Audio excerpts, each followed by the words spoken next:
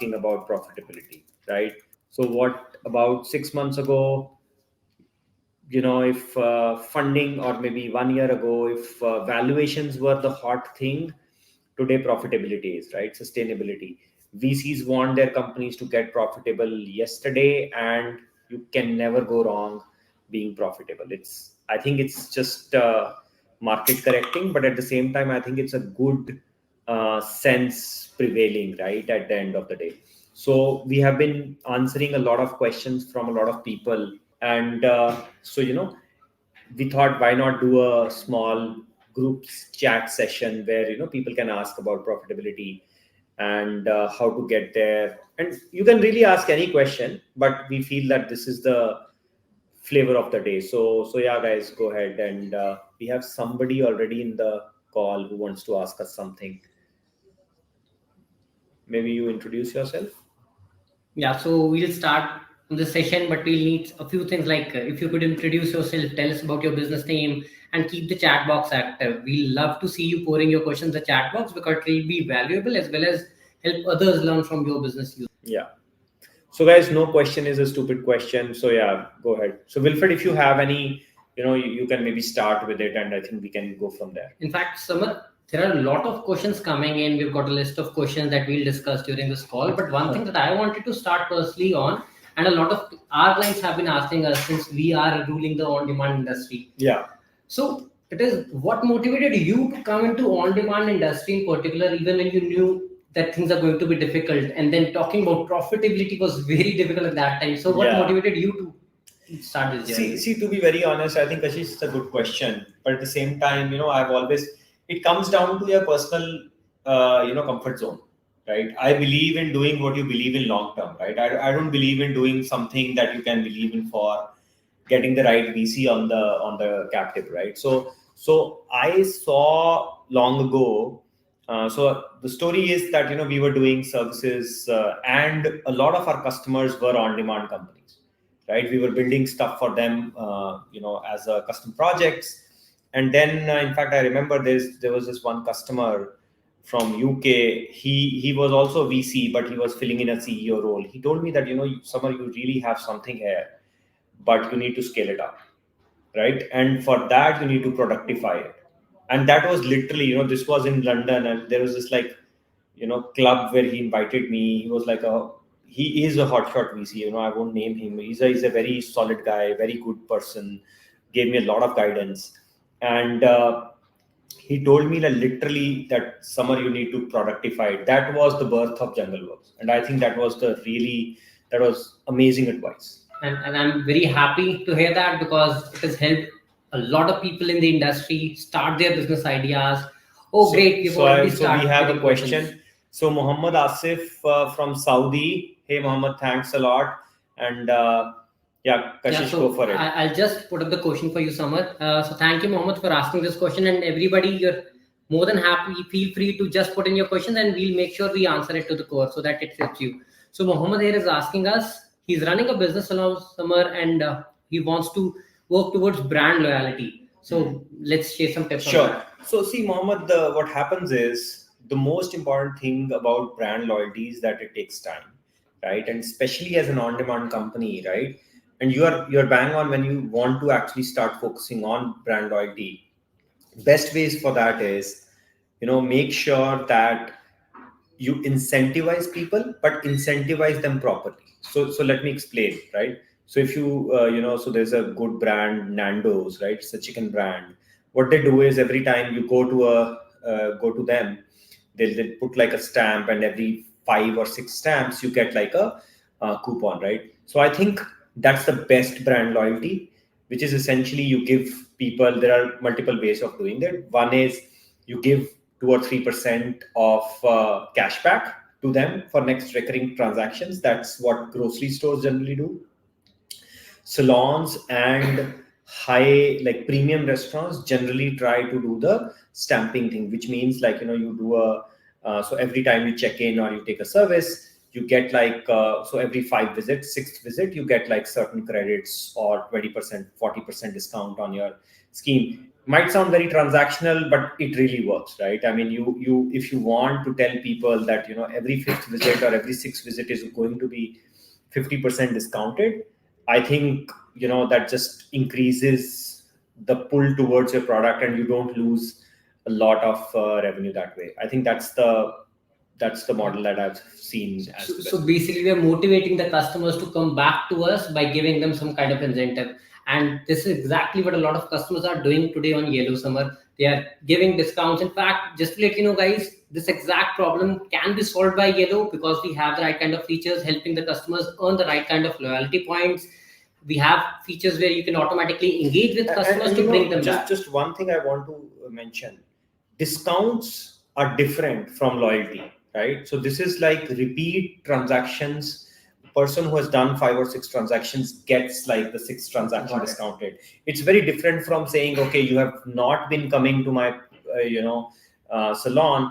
I want you to visit, or I want you to schedule a home service, and I want to give a discount to you. That's different. So this is more about increasing frequency rather than trying to get them back. So yeah, keep that in mind. Great, great. We have another question, Summer. This is from Hilda. Hilda, thank you for sharing the question. I'll just read it out loud. So, hi, I am from Mozambique, and I would like to know if Jungleworks have a cargo app developed, and if not, what do you want to recommend, and what is the essence to take in account for that Sure. business? So Helder, thanks a lot. First of all, we love Africa. Africa is one of our biggest customer base, and it's the fastest growing, definitely, right?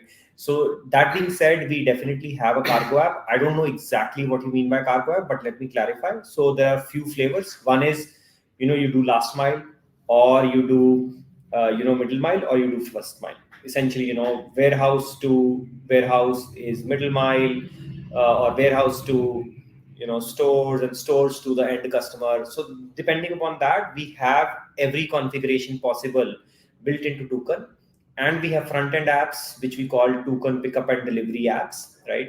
So what you can do is you can take Toucan out of the box.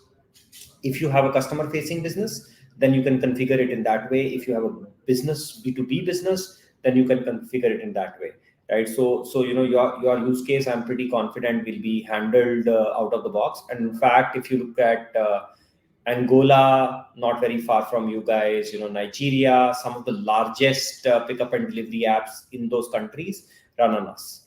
So just come to us, we'll show you a demo, and you are happy to use it if it works. Great, great.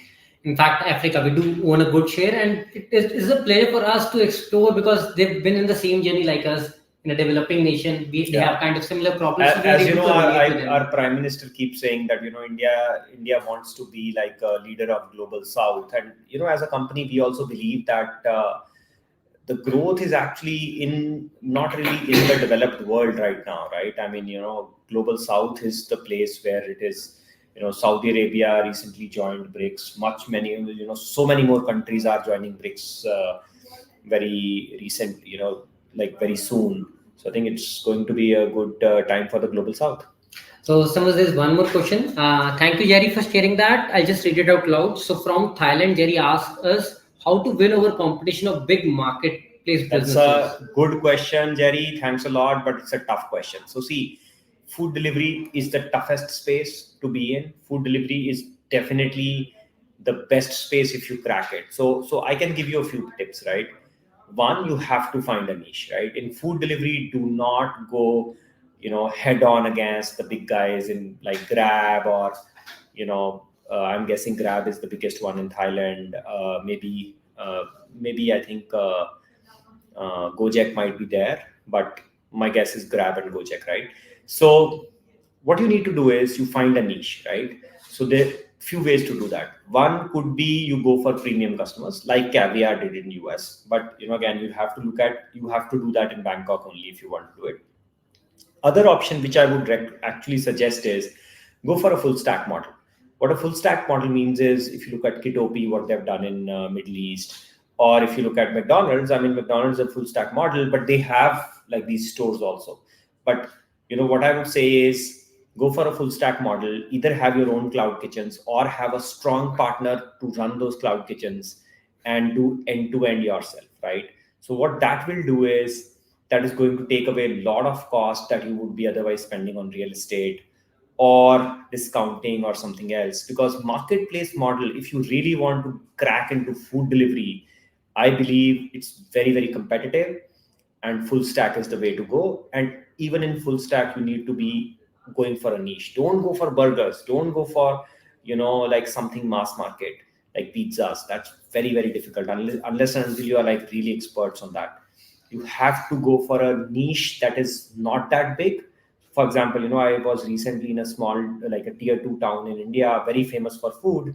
And I met a guy and he's doing like South Indian food in a typical North Indian city. I said, like, why? He said, like, there's just too many North Indian food joints Outlets here, out there. right? So he went for a completely not so popular cuisine, but he's dominating, right? So I think that's the approach you need to follow. Pick something niche, become the leader of that niche rather than trying to do everything for everybody. So thank you for sharing that knowledge with us, Samar. We have another question from Daniel, and he is a owner for a small grocery shop in Nigeria, and he's asking if it is okay to go online with the limited margins and the big cost involved in this online space. So Daniel, you're very right. Margins should always be your first thought process, right? So what I would suggest is you should definitely go online, but what you should do is you should have like a minimum order. And so what I would do is I would back calculate what is the margin per order that I am making as an average, right? And then decide a minimum order for online delivery. And in addition to that, you can also add a little bit of delivery fee, because a lot of companies try to say we'll do online, but in online we have to make losses. It's not necessary. I can tell you that a lot of large companies are doing delivery profitably. Decathlon, right? AB InBev, McDonald's, all these companies are doing delivery profitably. When I say that, they generally have a minimum order size. So what I would say is you also go with a minimum order size which covers your margins. My thesis would be, my thumb rule would be, rough thumb rule. If let's say you have say an order of $10, just examples, right? And your margin is $3, your delivery cost should be half of your margin. So if your gross margin in any order is, let's say, $3 or $4, your delivery cost should be less than $2, right? That's how I would suggest it. So basically, you say, I'll half my margin because it's an online order, but I'll not go below that, right? Don't lose money, don't burn money. You can give people some of the loyalty points that we mentioned earlier. In grocery, a typical good loyalty point is 1 to 2% of cash back in terms of credit points for every order they do, right? And I think that combining these two things should be the perfect strategy for you, in my opinion. In fact, Samar, this is exactly, if I look at how my customers are doing on Yellow, this is exactly what they're doing. They're promoting their customer to increase the average order bucket size by giving, let's say, incentivizing on delivery cost, by reducing it or making it free above a particular value. So they're even pushing the customer to increase the order size by giving a promotion based on Yeah, the value. exactly. So I think bigger order size and loyalty points. So yeah, next question is Nusrat. So how to onboard vendors? How do we differentiate from Swiggy or Zomato? So Nusrat, again, Swiggy and Zomato are massive when it comes to size. Don't compete head on, right? My suggestion would be there are two ways to differentiate. One is don't go into, so Zomato and Swiggy both have shut down in a lot of cities, right? In the last 6 months to a year, they've shut down in more than 200 cities in India. Reason being that they knew that these cities will never be profitable for them. So either you operate in those cities. If that is not an option for you, you go for a niche. Again, my suggestion would be go full stack. India, I'm assuming you're from India since you mentioned Zomato and Swiggy. India has a lot of niches yet to be undiscovered. So for example, yet to be discovered, sorry. So for example, Turkish food, Japanese food, there's so many cuisines which people have not tasted. So I would say if you want to target tier 3, tier 4 India, go to cities which have been shut down by Zomato, Swiggy in the last 1 to 2 years. And if you want to target larger cities, go for a full stack model and go for a cuisine or a niche segment. Basically, focus on a niche. Focus on a niche in a large city, or go for like tier 3, tier 4, bottom of pyramid in India. So I someone am particularly making notes if I plan to run a future business, that if I plan to do it in a Zomato or Swiggy manner, then I should focus on places that they were not able to target and be best at. And if I want to go for a popular place, then I rather choose a niche which I perfectly handle and people choose me over them. See, guys, I mean, I always say this to people, and it's not my original stuff. It's from Peter Thiel, famous Silicon Valley operator, and then entrepreneur, and then investor. Competition is for losers. Don't compete. Find a niche where you don't need to compete. Always keep finding a bigger niche where you don't need to compete. Till you are of the size of Adobe's and Google's and Microsoft's, you don't need to compete. That is what smart companies do. They always keep finding how to not compete rather than trying to find ways of competing. So best way to compete is to not compete, and it can be done. I mean, stand out. Yeah, I get the idea. In fact, there was one more question in similar lines to Swiggy and Zomato by somebody called Mohammed. I'd like to put that up, and that was, is it possible that I can pull customers from Swiggy and Zomato? So I guess this also answers that particular question, that if you focus on a particular niche, then you are able to pull them out. I'll give you an example, right? I mean, there was this burger in Chandigarh where we live. I lived at that time. So it was almost, I think, $10. And $10 in India for a burger is pretty decent, right? And so to give you an idea, I think the most expensive McDonald's burger is about half of that. Yeah, roughly, right? So it's and this $10 is like the starting price, but they did really well, and because they focused on a niche, and their order numbers were not huge, but their order margins were good, so they did well. So we've got another question somewhere, and before I put that question up, so just guys, reminding you, the webinar today is about road to profitability. So of course, the answer to this question is going to be yes. I'll give you the hint, but let me put it to someone, the expert, to give you an answer. Sure. So Patty here is asking us, is profitability in delivery business a myth? So Patty, thanks for your question. And I'll tell you why people think it's a myth, right? Because this is a myth that is propagated by VCs, because they want every company to either become like a unicorn or die, right? That's their business model. And that's why they say that, in delivery business, there'll be a winner takes all and everybody else will die. To be honest, I have not seen this happen, right? We are surviving in India. We operate our own delivery businesses by the name of Fatafat, and we do our own ride hailing business by the name of Jugnu, and we are doing so profitably. But that being said, right, why is it difficult? Why are not many people doing it? Because it's painfully slow. We constantly have to keep finding niches. We constantly have to find, okay, Zomato and Swiggy are burning in this place, so we need to get out of that place. And, we have to constantly find these pockets of profitability, which is difficult. But, what is the benefit of doing all that? So a lot of people ask me, why do you slog? I say you slog because you own most of your company, right? If you look at Zomato founders, right, they probably own like less than 5% of the equity in Zomato. Yes, Zomato is a unicorn. Yes, it's a big company. But how many companies get to that scale, number one? And two, even if you get to that scale, you are essentially a glorified employee at that point. So what I believe is it's a much better stage or a much better strategy to say that, okay, I'll build $100 million company, or I'll build a $20 million, $30 million company. It's still a life-changing sum of money for most of us, right?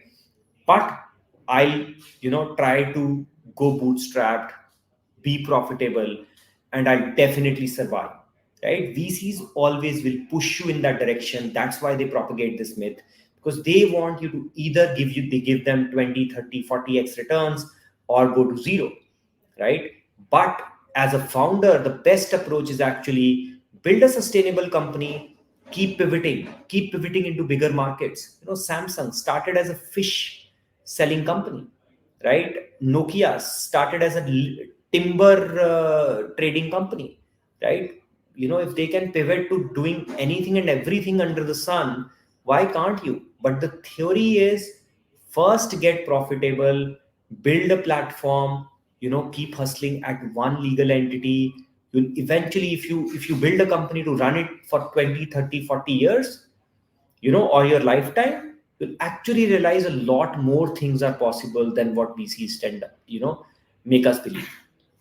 I hope that answers. So, Samar, thank you for answering that. So, one more thing, if I notice the market trends, since the time we launched Yellow Store, a lot of people started signing up because they were making something at home and they wanted it to be delivered to their customers, be it home food, even wax candles or scented candles. Everyone who was making something on an unorganized channel came to our channel and they are doing fine. But one question that they do tend to ask from time to time, and one of our customers today have asked, Michael Diaz has asked us, is how to decide the price of the product so that I can be profitable.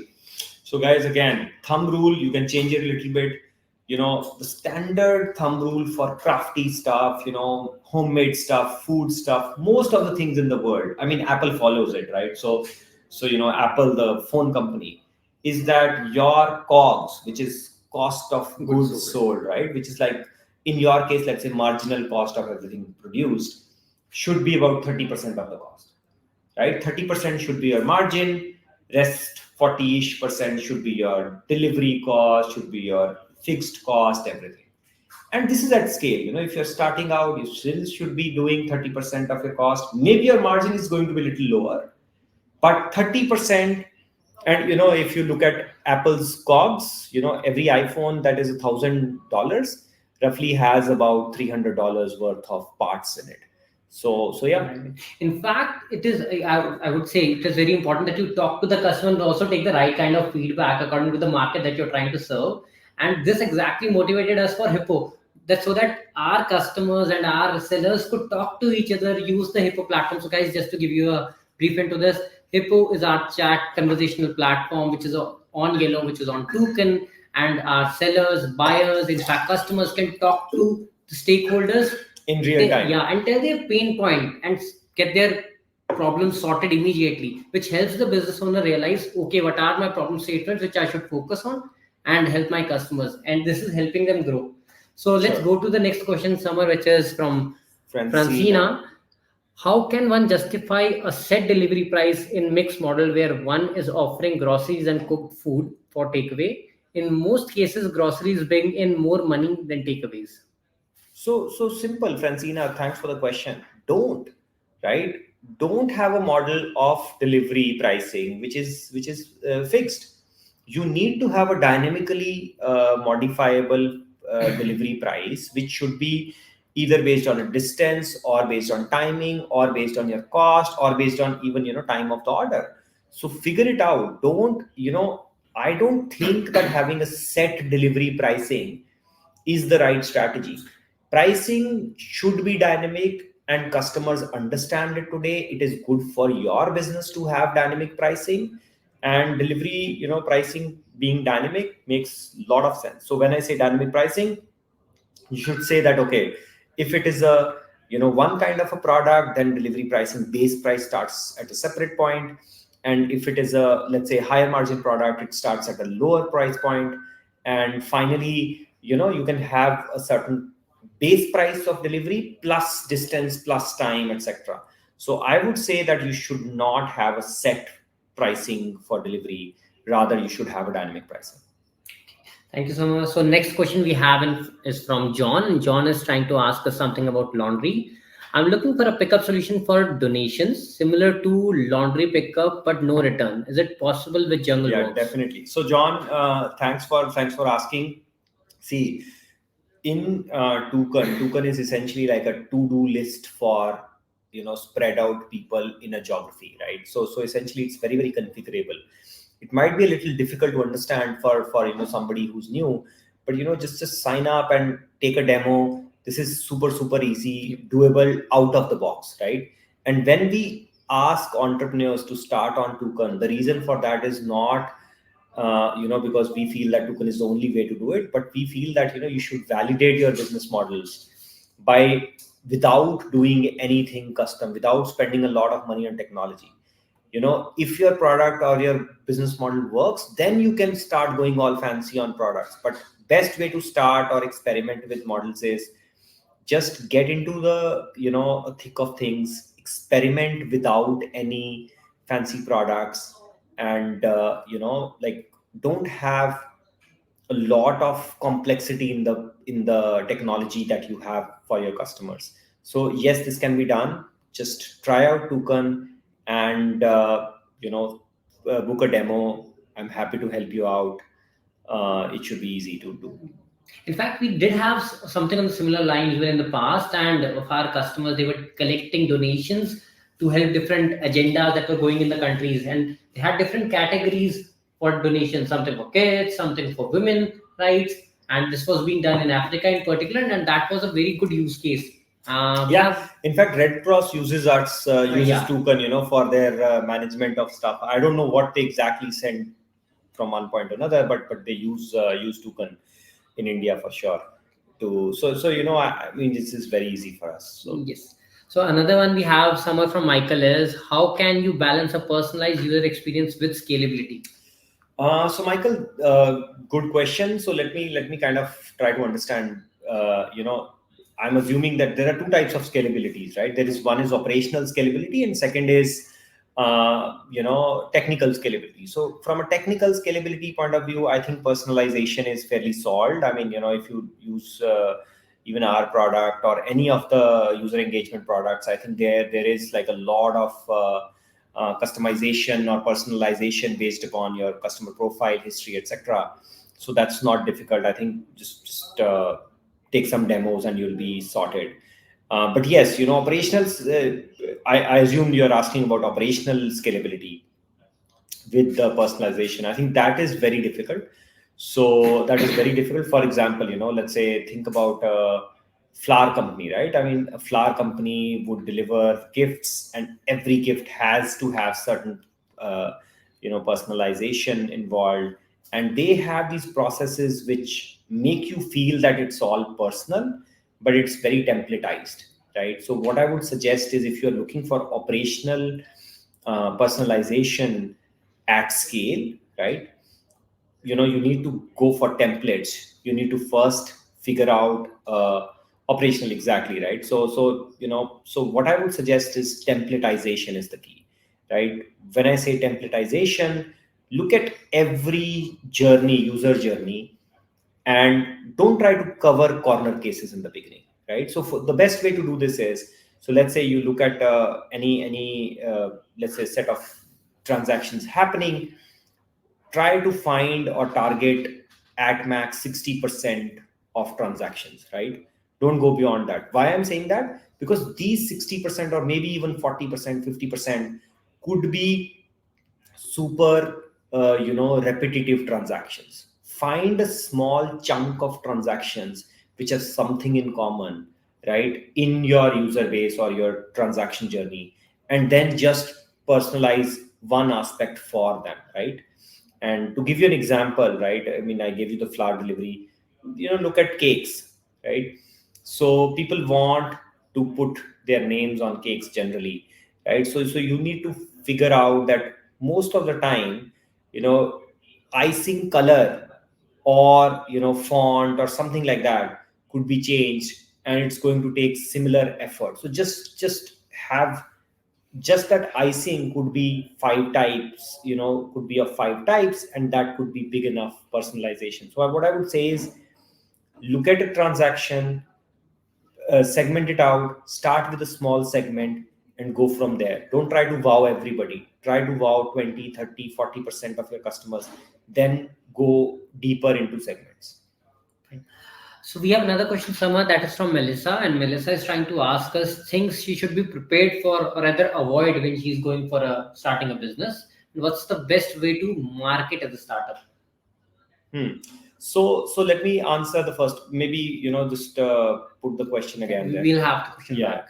So the challenge is really, so see, when you're super early, I think the most important challenge to avoid is, like, we start thinking long term. It might sound very counterintuitive, but a lot of founders die building that mega company from day zero, right? There are a lot of things that you should not do as a startup that a Google or a Microsoft should do, right? You have to ignore a lot of things as a startup, right? That's kind of what is different in startups and large companies.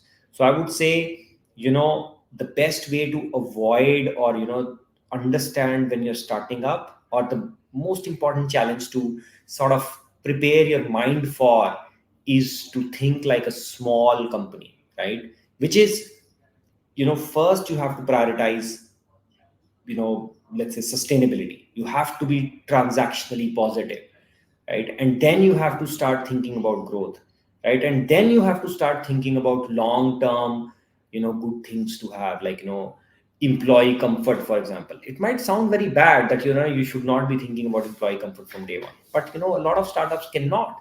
A lot of startups work out of garages. They work like crazy hours because in the beginning they have to. Hustle, yeah.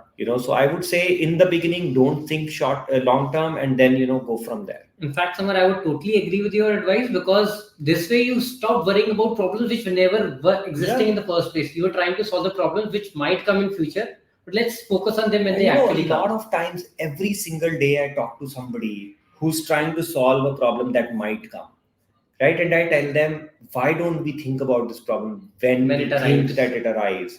It's a good thing. I mean, as a Google, as a Microsoft, I have to think about things that may happen, right? But I mean, I would say that it's a art rather than a skill. And at the same time, you have to like understand some of the things might be like insurance. You need to have an insurance, even if, let's say, you are a small company. But at the same time, there are certain things which are very, very long shots, and we keep thinking about them where we don't need to. So focus on necessities, avoid the luxuries for future. Exactly. So we have a follow-up question that is about one more thing: minimizing operation cost while providing a variety of service. So offering a multitude service while not losing too much. So again, so see, Michael, what I would say is, there are, always, so there's this saying that, price, quality, and I think timing or something, Yeah, the time. speed. You can choose two. You can't get everything. So what I would say is, operational cost and variety are always opposing each other, right?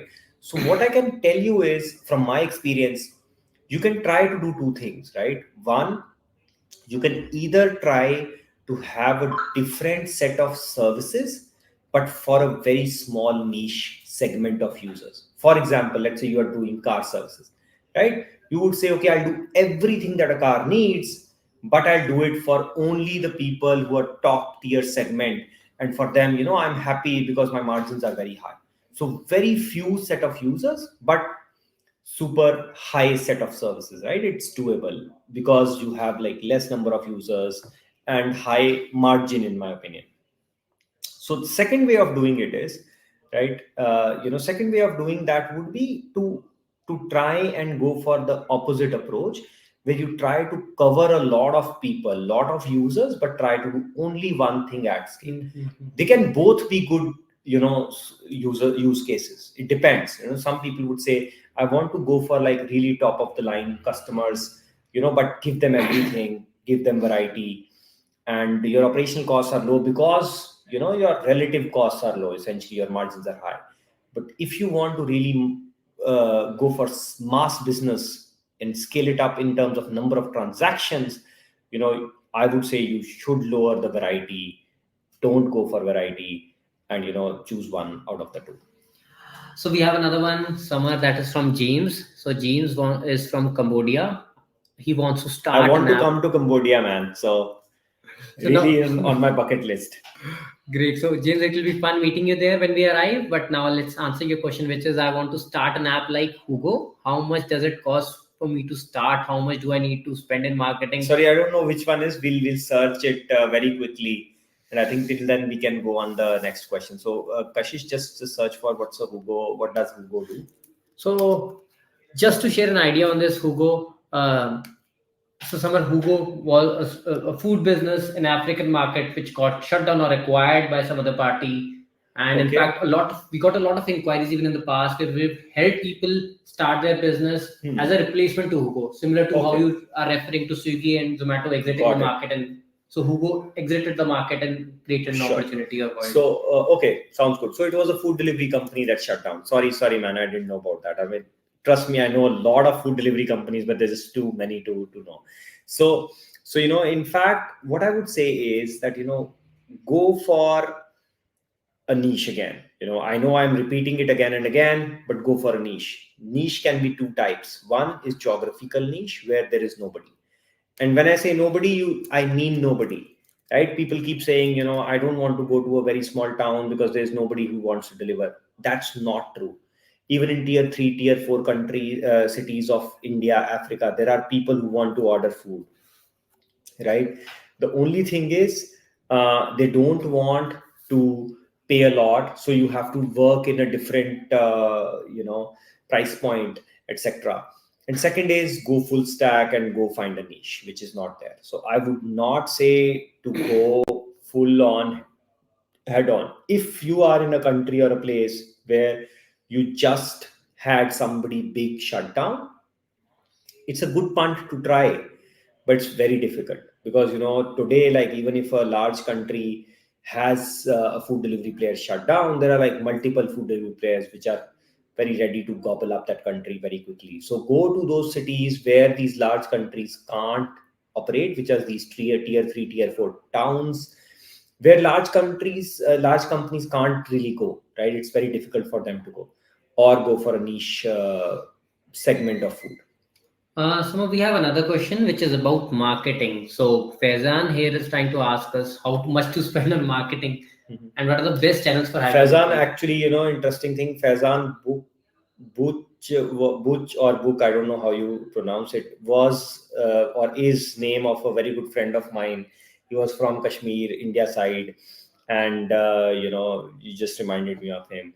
He used to study with me in college. But yeah, so again, I can give you a thumb rule, right? So my thumb rule would be, you should spend 30% of your top line on marketing, right? That's what I generally try to do in my business. That being said, if you're not getting ROI, reduce it. If you're getting a lot of ROI, increase it. But I think 30% would be a good, of every transaction, if you spend 30% on marketing, I think it's a good aggressive number, right? There are companies that do like less than 10%, like Apple, but their spends are like just huge even at that point. But I'm assuming you're a startup, it makes sense to go for about 30% to start with and see how it goes. Best channels for hyperlocal, I would say below the line works almost always better than like large channels. So India, I'm assuming very similar to Pakistan. So what works best for hyperlocal is branding on auto rickshaws, branding on like these small scooters, bikes, trucks, stuff that is moving around, because it's very cheap to brand them. And then you brand on these small shops around. Some of them are even like happy to just put a billboard for free, at least in India. So I'm assuming, I would say, just go for this below the line kind of stuff. No parking boards are a big thing in India, right? These tire covers for these small e-rickshaws are a big thing. So I think that's the kind of stuff that is really cheap and gets the job done very well. I mean, radio, TV, newspapers, I've not seen them give ROI in developing countries. That's my opinion. In fact, somewhere even the shop owners are very happy because a lot of times they don't even have a branded Exactly. holding about them, and you give it to them with your branding on it. Yeah, a lot of shops will be, you'll be surprised that a lot of shops will say, yeah, I don't have a brand, I just want anything, which is like looks nice and is a decent brand, just put it on my shop. I mean, it works. So we have another question from I guess Hossam. See, I want to connect veterinary market in online marketplace, connect pet medicines company, pet pharmacy, pet doctors, and pet owners. So Hossam, I have to start with a story here, right? Number one, my childhood dream was to become a vet, right? I was not allowed to by my father and stuff. In India, they don't want you to be vets, mostly families. But my wife's uncle, her grandfather, everybody is a vet. Either in India or in UK, a few here and there. But her whole family is in vet. So we love to talk veterinary stuff, and I have 18 dogs, so I'm like almost half veterinary doctor, so to speak. So anyway, to come again to your question, so I think it's a very good business model. In fact, in India, there are like 2 or 3 players who have raised funding, who are doing okay. It's not a market that's huge right now. We have this business model. You can actually start. You can take a demo of Panther, which is our online consulting marketplace, and we have both marketplace models as well as full stack model where you have your own doctors and stuff. So those operational details you'll have to like figure out and configure the product, but I think it's a good product. I don't know where you are from. If you can tell me, that will be helpful. But the idea is try to go for a niche in terms of geography. In India, a lot of people are burning a lot of money on this. If you want to start in India, make it a point that you don't burn money on transactions from day one, right? It's a good market. It's a very fast growing market. In fact, I'm your customer if you do it, because every time, so my dogs or my farmhouse is like 20 minutes from the city, and every time a vet has to go there, it's very difficult, and they don't consult on WhatsApp or anything. And I've not been able to get a good service online. So I would say it's a good market. Don't burn money from day one. Market slowly, start growing slowly but sustainably. Best of luck. In fact, somewhere on these lines, we do have customers who are already doing something similar. In fact, we have customers who are using our Egypt. application to. So in fact, my wife's grandfather has stayed in Egypt for some time. He was a bovine and a horse specialist. So he used to go to all these places: Iraq, Egypt, and I think a few other countries in Middle East he has stayed in. So, and I think these are like, Egypt is a pretty good market, and it's growing. So what I would say is target a niche, maybe cats and dogs. I think makes sense. But if you want to go for like milk animals and stuff, probably like check if people have that paying capacity. Probably pets are a better approach, and look at the economics, unit economics where they are. And a lot of people who are like still confused about how to check the unit economics. Maybe we can do our next call on checking unit economics of ideas, right? So we would love to like maybe do a small video on how to check unit economics of your idea, making your business work for you. Yeah, basically, like, you have a business idea, you don't know like how much I spend, how much is so what we'll do is I'll sit with Rajat, we'll make a small video on how to check unit economics of your idea, just using Google Ads and those tools. So coming to the cost aspect of business, one thing that we get asked very often from our people for onboarding in our platform, from all the entrepreneurs, early stage people, I want to sell something, I make that commodity or I'll procure that commodity. Should I focus on the delivery part myself or outsource it? What do you suggest for somebody who's just starting up?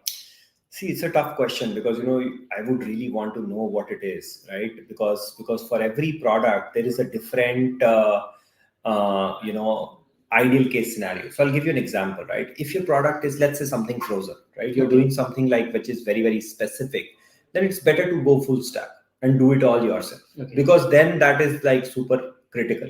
But if it is something which is generic, let's say food, and there is a good supply or vendor network already created, don't reinvent the wheel. So my first priority would be, don't reinvent the wheel. But if it is something that is completely wacky and like needs some special type of experience, I get it, then do it yourself. So basically, if you want to control the experience, own it. And if experience does not matter that and much, that control should not be because you want to control it. It should be necessity, right? Your first priority should be to outsource. Okay. But if it is not working for you for some reason, not because you just are a control freak. Every entrepreneur is generally a control freak, right? I'm also, but I know that as a business, it's important to not be a control freak. So yeah, Thomas. So Thomas is asking, so what differentiates our product Yellow from other offerings in the market? So Thomas, really, like, there are two things that I always say. It's not rocket science. A lot of companies are doing it, and I believe that what we have done is we have tried to give everything under one roof. So starting from your online offering to chat when the transaction is going on, delivery management, engagement management, right? And then all the way to like sales CRM and operations of business, etc. So we are a company that believes that, we start from a transaction or a user journey of your end customer and go all the way. So if that's what makes sense for you, go for it, right? Go for yellow. But if, let's say, you want to do, something else, let's say you want to do like drop shipping, we are not the, I mean, you can make it work, but we are not the platform for it. So we specialize in hyper local, right? Of course, Shopify can do hyper local and we can do drop shipping, but that's not what we really want to do, right? That's not what. So I tell always, go for specialists. We are a hyper local specialist, right? And I think everybody else is like more of an e-commerce platform, which can do this, but they don't specialize in it. And that's same thing, we don't want to do drop shipping, we don't want to do e-commerce, we want to do local, hyper local, commerce. Great. So we have another question, a big one from Mohammed, and he's trying to ask: in on-demand medicine delivery, what could be the viable revenue model, and how the pricing factor affects it, as MRP plays a crucial part. So that is the first part of the question. So if we So, put so, so, yeah, Mohammed, it's a very interesting question. I think, medicine delivery, pharmacy in India is very, very kind of tricky, right? So I'll give you a few reasons. One, because prescriptions are not really followed very directly, but when you're an online player, you have to be like very, very stringent with prescriptions, right? So I think that's one thing you have to be careful about. It's just a little bit of an added friction, but it is what it is.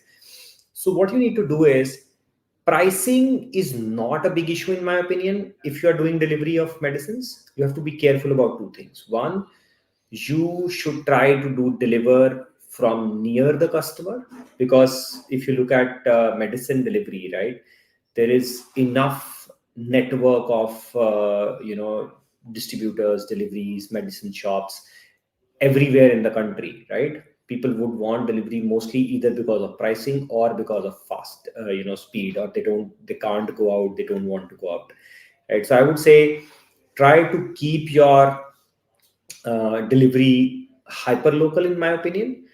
And second, try to make it much more like try to focus on recurring customers rather than like doing so like medicine is something that it's always better to focus on recurring customers rather than focusing on one-off customers. For example, somebody who needs like a diabetes medicine every, say, 20-30 days, they are a much better set of customers because ticket sizes are higher, margins are higher, and the recurring response rate is there. So I think, and there you'll be able to actually price it properly, right? You'll be able to give them discounts and still make a decent margin for yourself. But if you try to go too much into that CAC LTV game, I think it becomes very difficult to acquire customers at a good price when it comes to medicine delivery. And again, it's a competitive market, so that's what I would say. In fact, somewhere coming to your point of recurring order, people who are placing it again and again, that is what motivated us to bring a feature called recurring orders in yellow, which helps a customer choose dates and times. It could be monthly, it could be weekly, and he decides what product he wants on what basis, and he does not have to order it again. So he's able to meet the prescription by the doctor in an organized fashion. I mean, if you look at Amazon, this is what they do, and it's very successful there. So I would say that, if you're doing hyperlocal, try this feature out where you have recurring deliveries. And, a common pushback I hear from entrepreneurs is like very few people use it. I know very few people use it, but it's okay. It's additional revenue for you.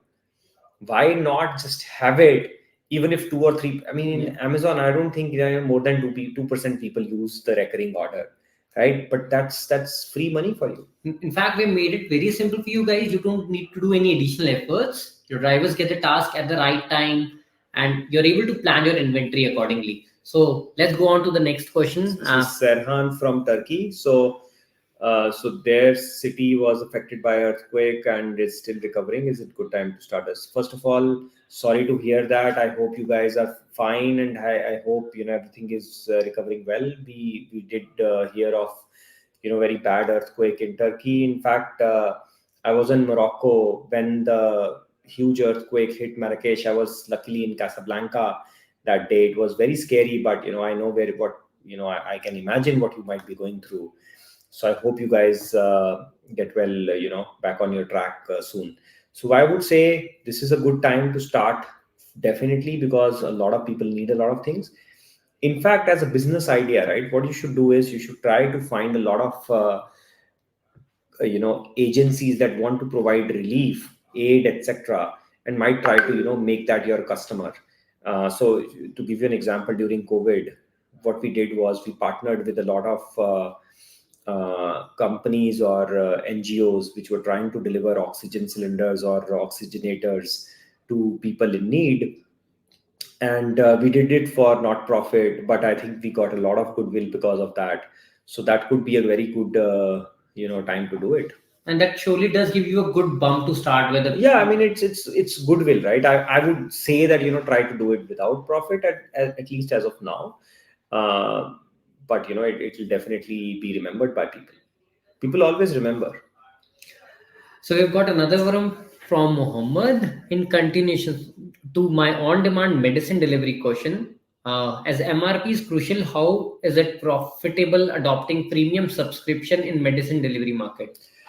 To be honest, I don't understand what a freemium subscription in medicine delivery market is. Can you please explain? Is it like from a customer's perspective? What do you mean by freemium subscription in medicine? Does it mean that if I subscribe to a particular medicine every month, I don't have to pay anything? In that case, I don't really understand it Basically, completely. need more clarity, Muhammad, on what If is you can premium explain it a little subscription. bit, I would be happy to answer. Yes. Uh, can you talk about white labeling? Sure. I assume you're talking about, yellow or token white labeling. So see, Herbert, what happens is a lot of customers need white labeled products because they either want their own brand. So white labeling can be two sides. One could be customer facing, one could be driver facing or your fleet facing. Both have different reasons. One, for if you want to do it for customers, it's obvious you don't want people to see that it's being run on Yellow or Toucan or whatever or Jungleworks. You want your brand to be front and center for customers. That completely makes sense. And if you are a let's say small company, want to brand or white label your driver app for your drivers, I don't think it's needed. But if you're a big company, then it makes sense. If you have thousands of drivers, right, you would want to have your own identity, try to like do some personalization there.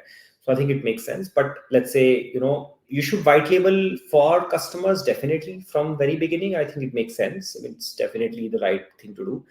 But if you want to do it for drivers, like white labeling for drivers does not make sense if you are, let's say, having less than 500 drivers, right? In fact, Samar, this answers a question which is a very popular question by 50% of our people who just are planning to start. See, guys, anything which is customer facing, you may go for it, and something that is on the back end, you can avoid it for later. Okay, so Muhammad has clarified. I think what he means is Okay. free and premium delivery services, meaning like it's free if you want to order it in 4 hours, Yeah, but it's you'll free. get it tomorrow or day after. Yeah. If you So I think yes, Muhammad, it makes complete sense. I think that's a definite model. To be very honest, I would say you start with one, right? Decide what you want to focus on, right?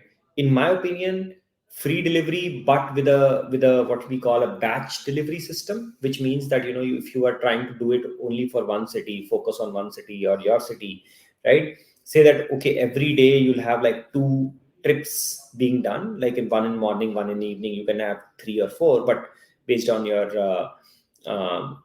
based on your volumes. But the idea is that you do like a batch of deliveries, right? And it's free. So I don't think premium super fast delivery makes sense in India right now, unless you are in like a very big highly affluent city. So it depends, like what your dynamics is and what you're trying to target. And again, you can, even in medicines, you can try to focus on like elder care, or you can try to focus on child care. So you look at elder care, child care, these are two markets which are very very recurring, right? I mean, for child care stuff, like there's a certain set of things that you need for like first 2 3 years very very regularly, and you can try to like focus on that niche and really like own that niche. It's a good enough market. I mean, very high margin. Same is with elder care. But again, if you try to go for like really generic stuff or even chronic stuff, there's a lot of competition. Even though that's not your question, I would say go for free delivery, do it batched, but go for a niche, right? Even in the larger segment. So we've got another one from David, and he's asking us scaling up and innovative ways to keep the business cost down or on demand. So what I assume is he wants to scale up and innovate, but at the same time keep the cost controlled. In what other value added offerings? So David, that's a good question. So let me give you my sense, right? I mean, so what you need to do is you need to always keep looking, right? I mean, it's a very simple thing to say, but what I can say is, like a lot of people, a lot of founders are in their own little cocoon. Especially, I tend to be cocooned very frequently, and then I go out and just talk to customers, and sometimes I just get very simple insights which don't really cost a lot, right? Which is just logic things. I'll give you an example, right? I was just talking to, like, I was actually taking some rickshaw rides in my free time to just understand what rickshaw riders want, delivery boys, what do they think and stuff. So we had this feature called, where driver could refer another driver, right? And the driver told me, why don't you just make my name or my phone number as my referral code? It's already unique, and I don't have to remember it. And our referral codes were like XYZ235, whatever. And I said, yeah, man, this is like very good idea. And now if you look at it, a lot of companies have adopted it. I'm not saying that everybody copied it from us, but I'm sure like everybody kind of independently came to that conclusion. But this is, this was something that was told to me, got took rupees exactly, $0 really to innovate, and it increased our driver referral frequency by about 10%, like overnight, right? So I think these are things like you need to keep looking, keep talking to customers, keep talking to your potential customers, keep understanding them. Yes, 99% of the feedback is not going to be super useful, but you never know, when you get that like 1% gem, and that's going to be like the game changer, right? In fact, I totally agree to it. You need to keep your eyes open for things which are ready to be explored. Yeah. Just you need to keep your eyes open. Otherwise, it's very obvious to skip them. So some of you have talked about reducing the cost, increasing profits, managing our own deliveries by ourselves, and whatnot. And we have Wilfred here. Yeah, we have Wilfred, one Oh. who's the marketing. I think Samar and Kashyap, sorry, I think we have the last 3 minutes, but I think I've got a lot of questions through the email from folks who are not able to join this live feed. I think summing everything up into one question, Samar, is that with inflation and recession round the corner, is it really profitable to start or launch an on-demand business now in 2023? So it's a very good question. To be honest, I'm surprised why did nobody ask this earlier. So guys, what I would say is this is the right time. I'm not saying it because I run Jungleworks. I'm saying it because I am doing it myself. We are scaling all our B2C offerings right now in India, because all the large companies who have raised a lot of money, they're super inefficient as companies. They have no idea how to make money. They have never made money, right, in their history. So they are under a lot of pressure to go profitable right away. And they're either shutting down small markets, unprofitable markets, or they are just making mistakes. A lot of large companies like Udan, Dunzo, they're like every day they're raising money. They're every day, they're in trouble. They're like maybe letting people go, 90% staff, or whatever. All these crazy things are happening, right? What that means is it's not because that these businesses can't be run profitably. It's because these businesses wanted to just take all the market share by burning a lot of money and were not able to raise money, right? These businesses are good business models. They can't be grown at the speed they were growing at, because that's not rational. So what you need to do is identify what are the new niches opening up because of these players retreating, right? Geographical niches are best. Find out what are these large companies, Zomato, Swiggy's, Olas, all these, Ubers, where are they retreating from, and go in there, take the market, be sustainable, once you build these brands, people are loyal to it, right? People don't care if you are an Uber or an Ola. If your service is good, they will always like a local champion. I go to Indore. In fact, this 18th, I'm going to Indore again, to do a small talk. Indore, Vadodara, these are some of the big markets, and people love us. Honestly, I go there, I tell somebody, I'm like Jugnu founder. They say, wow, man, like, I'm a star there. Right? And honestly, I've just been to Indore twice, and everybody knows us there. So what I would say is people like local champions.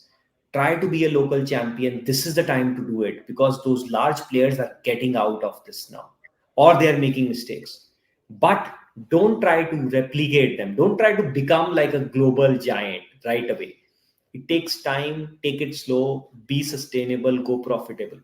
This is the time to do it. If you want to really raise good money, make a huge company, get crazy valuations, and exit quickly, this is not the time for that. This is time for a marathon, right? It's time to build great businesses, but it's not the time to really take quick and easy. That's what my thinking is. So thanks a lot, Samir. I think it's been an hour, and you answered all the questions quite patiently. And I think thanks a lot, viewers. I think any other questions coming in, mail us at contact@jungleworks.com, or the comment box will still be open for the next 10 minutes, and you can put your questions here, and We'll try Kashish to on. answer every. And Wilfred, so next session, let's do it quickly, do it soon, and we'll do like a small video on how to test your idea or how to test your unit economics online, right? Without spending a rupee, how to test your business idea. Does it make sense, not make sense, unit economics wise? Let's do that. Okay, guys, thanks a lot. So we'll try Thanks a to lot. answer the questions, next time. I think we'll do it this every 15 days or so. So see you soon again. Thank you, Thank Samir. you. Thanks, everyone. Bye-bye.